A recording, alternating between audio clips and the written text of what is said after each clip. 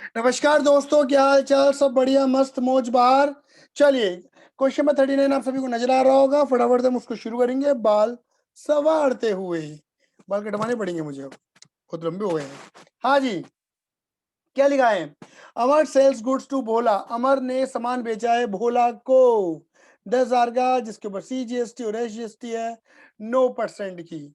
He receive the GST amount in cash.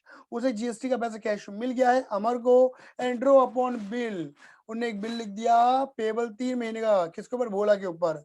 The bill is accepted by Bhola. Bhola ने उस bill को accept कर लिया। साइन करे, साइन करके अमर को दे दिया। Amar discounted the bill with his bank at a discount of 150 inclusive all charges. अमर ने क्या करा? उस बिल को बैंक से डिस्काउंट करवा लिया, ठीक है ना, और डिस्काउंट करवा के वो बिल, वो पैसा, मतलब बैंक को दे दिया और पैसा ले लिया। Bhola fails to meet his this bill on maturity. Bhola ने उस बिल का पैसा देने से मना कर दिया और बैंक जब गया नाच नाच के दिखा दिया।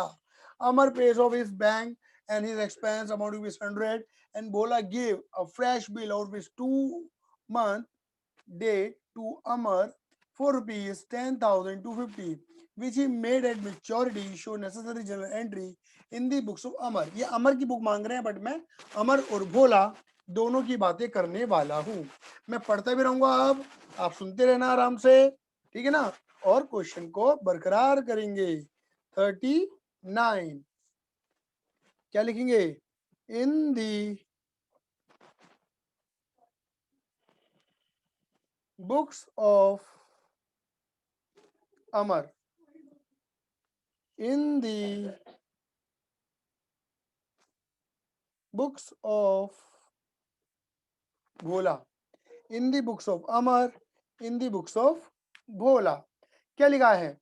अमर ने सामान बेचा है भोला को GST के साथ। इसकी सेल, इसकी परचेज, और डेट गिवन नहीं है तो विदाउट डेट काम करना पड़ेगा। तो पहली एंट्री क्या लगेगी मेरे बेटा जी? बोलिए। Bhola account debit to sales account to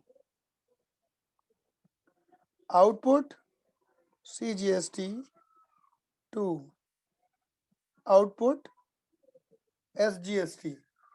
10,000 की सेल, 10,000 का 9%, 900 रुपये ये टैक्स, 900 रुपये ये टैक्स, कितना हो गया? 1800, 11,800 रुपये का टैक्स। यहाँ पे क्या लगेगी? परचेज की entry, input tax, purchase account debit, भैया सामान खरीदा 10,000 का, और टैक्स के साथ टैक्स खर्चा, खर्चा debit, input CGST account debit, input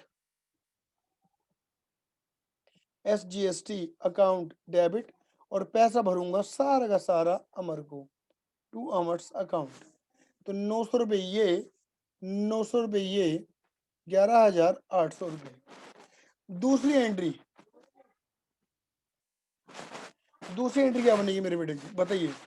दूसरी एंट्री, अब अमर ने जब सेल करते पैसा मांगेगा भोला से, तो भोला ने क्या करा है? अमर को ये GST वाला पैसा दे दिया है 1,800 रुपये। तो पैसा आ रहा है, debit what comes in cash दिया लिखा हुआ है। तो कैश अकाउंट डेबिट टू, किस सारा पैसा? भोला से, टू भोला, 1,800, 1,800। क्लियर है? और ये एंट्री क्या बनेगी? अमर्स अकाउंट डेबिट टू कैश। इसके पास से पैसा जा रहा है। अब देखो, तुम्हें दिख रहा होगा कि रुपए लेने थे 11,800, 1,800 मिल गए, 10 बच रहे हैं। तो 10,000 का इसने BR लिखा, बिल लेके गया 3 महीने का, साइन कराया, बिल आया। तो तीसरी एंट्री कौन सी लगेगी मेरे बेटा? BR की आने की। बोलो। BR account debit to Bhola's account 10 10।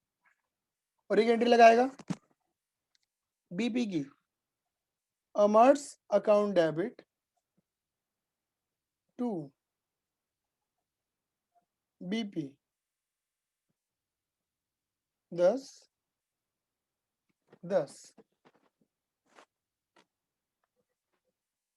ठीक है?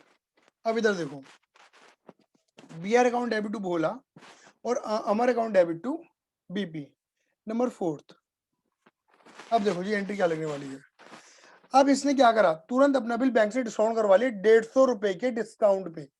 ठीक है, तो एंट्री क्या बनेगी, बैंक से पैसा आएगा, बैंक डेबिट, थोड़ा कम आएगा, खर्चा होगा, डिस्काउंट डेबिट, लॉस हो जाएगा हमारा, और बीआर हमारे पास से जाके बैंक के पास चला जाएगा। ये 10,000 का बीआर है, बैंक ने 150 रुपए काट के 9,850 इसे दे दिए। ये कुछ भी करे, यहाँ मतलब नहीं है। नंबर 5, पांचवी एंट्री क्या होगी। अब इतना बताओ मेरे बेटा जी, अब इतना बताना जरा मेरे बेटा जी।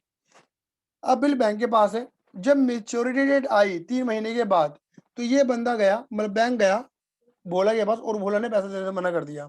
तो बैंक पकड़ेगा अमर को और अमर पकड़ेगा भोला को। तो अमर क्या बोलेगा, भोला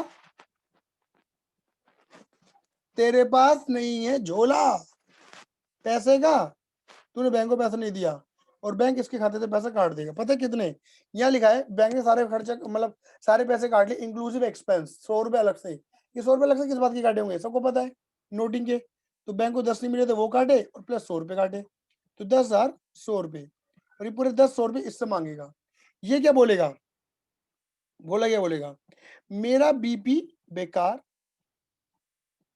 नोटिंग चार्जेस सवार, और पैसा भरूंगा अमर को। 10,000 ये, 100 रुपए ये, 10,000 100 रुपए।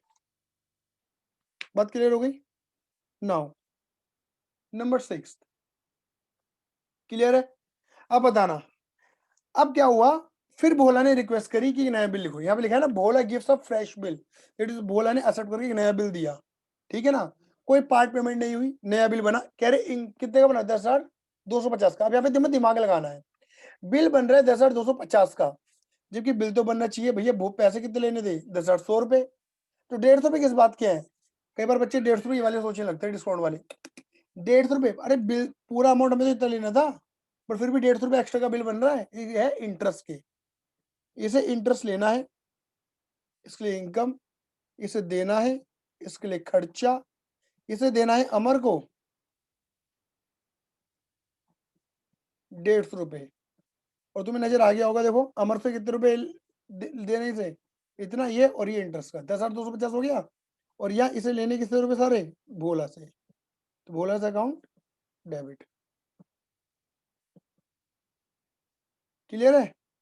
नाउ नंबर 7, फिर नया बिल बना बिल बना, गया, साइन हुए, बिल आया, again same entry, B R new account debit,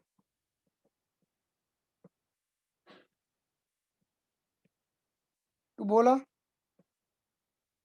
10,250, 10,250, और यहाँ क्या बनेगा, अमर्स अकाउंट डेबिट,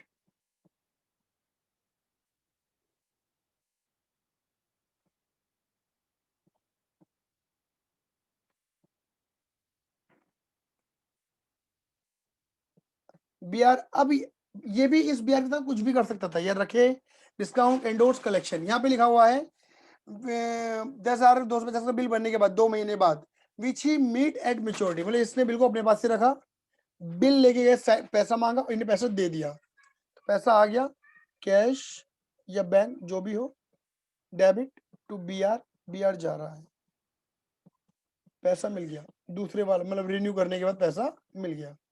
इसके पास पैसा आ रहा है, जिसके पास से पैसा जा रहा है, इसका बीपी बेकार, बीपी न्यू खत्म, बीपी न्यू दी लाइबिलिटी, लाइबिलिटी क्रेडिट खत्म, और पैसा जा रहा है, credit what goes out 10,250। Clear है मेरे बच्चों, बोलो हाँ या ना, फटाफट देख आया या नहीं आया, जल्दी बोल दो। क्लियर है भैया। क्लियर है भैया। बहुत बढ़िया जी, बहुत बढ़िया, बहुत ही बढ़िया। अब अगला क्वेश्चन अगली वीडियो।